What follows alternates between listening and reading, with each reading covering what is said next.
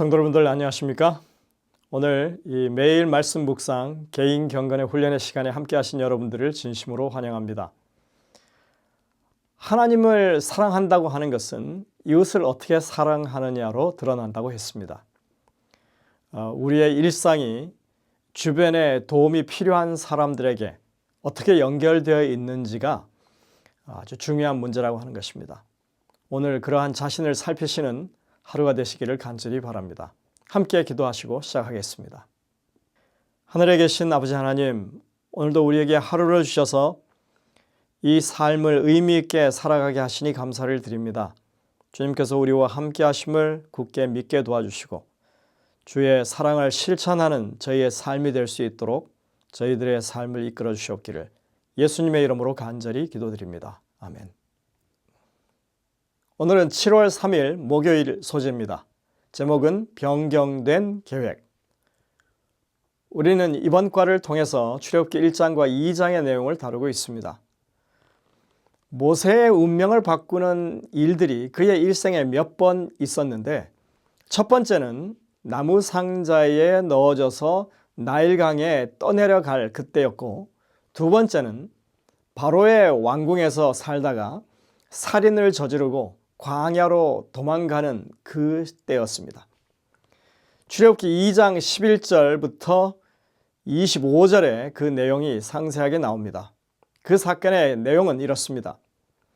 모세는 어머니의 교육을 통해서 자신이 히브리인이라고 하는 사실을 잘 알고 있었습니다.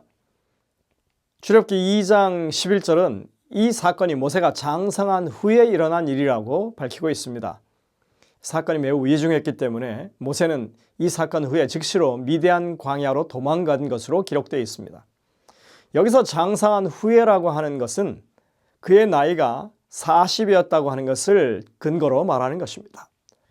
모세는 아마도 그 당시에 자신의 앞날을 선택해야 할 그런 상황에 놓여 있었던 것으로 보여집니다. 이집트의 왕자로서 이 신의 아들이라고 하는 대우를 받으면서 엄청난 부와 향락을 누리는 삶을 살아갈 것인지, 아니면 자신의 동족들의 고통을 외면하지 않고 그들과 그 고통을 분담하는 삶을 살아갈 것인지, 아마도 이러한 갈등이 그의 마음 가운데 일어났을 것입니다. 우리가 흔히들 나이 40을 가리켜 부록이라고 부르는데, 이것은 이미 삶의 방향을 정했기 때문에 이제는 더 이상 흔들리지 않는다고 하는 그런 의미로 그렇게 부르는 것이죠. 그것처럼 모세는 이제 선택의 기로에 놓여 있었던 것입니다. 그가 히브리인들이 강제 노역으로 시달리는 공사 현장에 나간 것도 그런 정황을 엿볼 수 있는 대목이라고 생각됩니다. 그런데 그곳에서 그가 목격한 것은 이집트 사람이 히브리 사람을 심하게 때리는 모습이었습니다. 모세는 이 상황에 개입하다가 이집트인을 죽이고 히브리 사람을 구하게 되었습니다. 그리고 그는 그 시신을 모래 속에 숨겼다, 이렇게 기록하고 있습니다. 그리고 또 다른 기회에 노역장에 나갔는데 이번에는 히브리 사람이 히브리 사람을 때리고 있었습니다. 그래서 모세가 개입해서 중재하는 과정에서 이런 이야기가 튀어나오게 됩니다. 그가 이르되 누가 너를 우리를 다스리는 자와 재판관으로 삼았느냐? 내가 애굽 사람을 죽인 것처럼 나도 죽이겠느냐? 이 말 때문에 주변에 있는 사람들이 모세가 이전에 저질렀던 이집트 사람을 죽인 그 일을 알게 된 것입니다. 이 소문은 일파만파 퍼져나갔고 모세는 이 일이 걷잡을 수 없는 그런 큰 사건이 될 것을 직감했습니다. 이제는 선택의 여지가 없었습니다. 일이 이렇게 된 이상 이제는 애굽에 남아있는 것이 불가능해진 것입니다. 그는 자신에게 자연스럽게 일어날 일들, 즉 애굽의 왕좌에 오르고 신으로 이 추앙받는 그를 위한 그런 계획들이 다 이제는 틀어지고 말았던 것입니다. 부조와 선지자에는 이 상황에 대해서 이렇게 설명합니다. 모세가 애굽 사람을 죽인 사건의 전말이 신속하게 애굽 사람들에게 알려졌고 크게 과장되어 곧바로 바로의 귀에까지 들어갔다. 이 같은 행위는 모세가 자기 민족을 이끌고 애굽 사람들을 대항하여 그 정부를 전복하고 스스로 왕위에 오르려는 의도를 가졌으며 모세가 살아있는 한 왕국의 안위는 보장될 수 없다는 매우 중대한 의미를 가진 것으로 왕에게 보고되었다. 왕은 당장 모세를 죽이기로 결정하였다. 그러나 신변의 위협을 느낀 모세는 아라비아로 도망쳤다. 당시의 바로는 분명히 투트모세 3세였고 여전히 모세의 양 어머니 핫셉수트가 섭정을 하고 있던 때였습니다. 만약 모세가 이집트의 왕권의 뜻을 두고 있었더라면 자신이 저지른 그 일에 대해서 억울함을 호소하면서 정면 돌파를 할 수 있었을지도 모릅니다. 그러나 모세는 이 반역의 주동자가 되어서 역적이 된 상황 가운데 그들과 싸우려 하지 않고 그들을 피해서 이제는 미디안 광야로 도망을 가게 된 것입니다. 성경은 이렇게 말하고 있습니다. 바로가 이 일을 듣고 모세를 죽이고자 하여 찾는지라. 모세가 바로의 낯을 피하여 미디안 땅에 머물며 하루는 우물 곁에 앉았더라. 우리는 이 이야기가 히브리서 11장에 나오는 말씀에 적용되는 그런 상황이라고 하는 것을 잘 압니다. 히브리서 11장 24절부터 27절에 이렇게 말씀하고 있습니다. 믿음으로 모세는 장성하여 바로의 공주의 아들이라 칭함받기를 거절하고 도리어 하나님의 백성과 함께 고난받기를 잠시 죄악의 낙을 누리는 것보다 더 좋아하고 그리스도를 위하여 받는 수모를 애굽의 모든 보화보다 더 큰 재물로 여겼으니 이는 상 주심을 바라봄이라.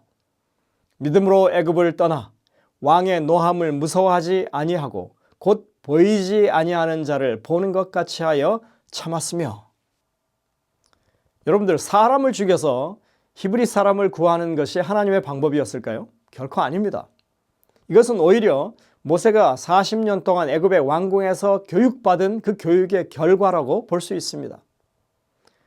비록 그의 마음 가운데 하나님을 향한 그런 믿음이 있었습니다. 그의 어머니 아버지로부터 물려받은 그리고 하나님을 경외하는 법에 대해서 그는 알고 있었습니다. 아무리 목적이 선하더라도 그 방법이 잘못된 것은 하나님의 방법을 따르는 것이 아닙니다.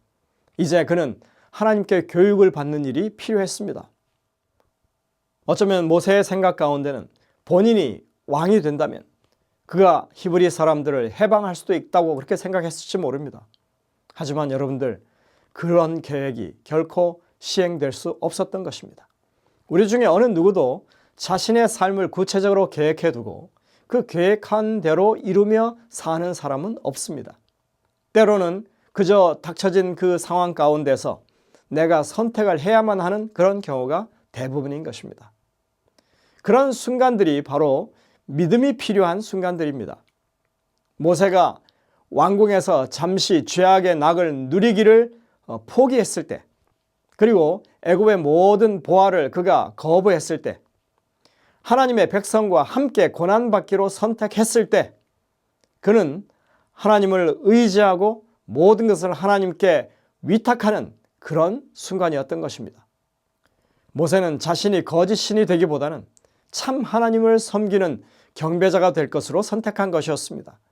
모세는 분명히 그 도망칠 때 자신의 앞날에 어떤 일이 기다리고 있을지에 대해서 전혀 알지 못했습니다. 그는 단지 믿음을 가지고 결단을 내렸을 뿐입니다. 지난 시간에 말씀드렸다시피 모세는 120년의 삶을 살았는데 그의 생애는 40년씩 이렇게 세 등분할 수 있습니다. 처음 40년은 이집트의 왕궁에서 살았고 그 다음에 40년은 미디안 광야에서 장인 이드로와 함께 살았습니다. 이러한 구분은 우리에게 아주 중요한 교훈을 남겨줍니다. 성경의 첫 5책, 모세 5경, 그리고 우리가 이번에 공부하고 있는 이 출애굽기의 대부분, 그 내용은 모두 모세의 마지막 40년에 대해서 이야기하고 있다고 하는 것입니다. 모세 5경 중에 창세기와 출애굽기 1, 2장을 제외한 출애굽기, 그리고 레위기, 민수기, 신명기가 모두 마지막 40년과 직결되는 내용들입니다. 출애굽기 가운데서도 이집트 왕궁에서의 40년, 광야에서의 40년은 불과 1장과 2장에서만 다루죠. 나머지 38장 모두가 그의 마지막 40년에 집중되고 있습니다.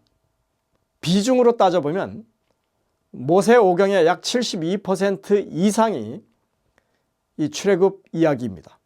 그리고 출애굽기의 95%가 출애굽 사건을 이야기하고 있습니다. 이것은 뭘 의미할까요?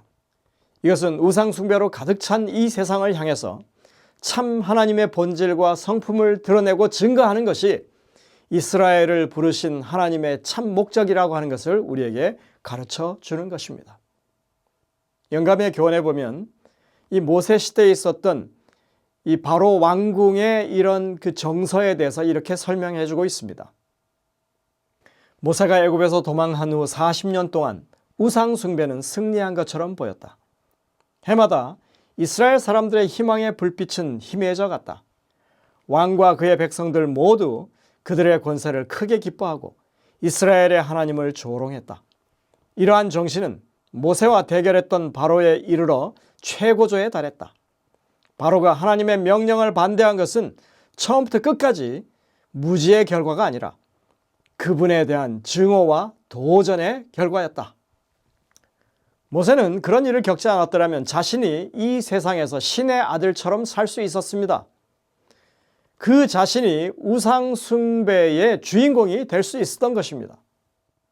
하나님은 모세를 택해서 이스라엘 백성을 구원하는 지도자가 될 것을 계획하셨고, 사단은 이집트 왕조의 권세와 영화로 우상 숭배의 대상이 되는 것을 제안했던 것입니다. 이러한 선택의 길에 서게 된다면 하나님의 뜻을 행한다고 하는 일이 정말 말처럼 쉬운 일은 아닌 것입니다.